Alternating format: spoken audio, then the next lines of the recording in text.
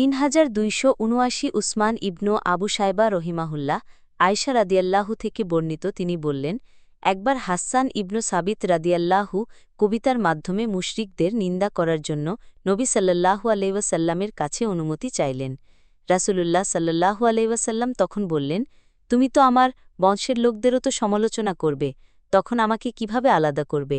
হাসসান রাদিয়াল্লাহু বিনয়ের সাথে জবাব দিলেন, আমি আপনাকে তাদের ভেতর থেকে এমন নিখুঁতভাবে আলাদা করব যেভাবে আটার খামির থেকে একটি সূক্ষ্ম চুলকে টেনে বের করে আনা হয়।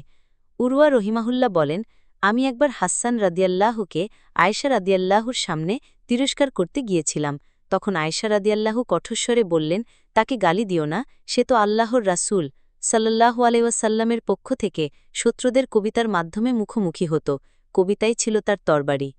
আবুল হাইসাম বলেন, নাফফাতিদ দা বাতু বলা হয় যখন কোনো পশু তার খুর দিয়ে সামনে আঘাত করে, আর নাফফাহু বিস সাইফি বলা হয় যখন কেউ দূর থেকে তীক্ষ্ণ তরবারির কোপে শত্রুকে আঘাত করে।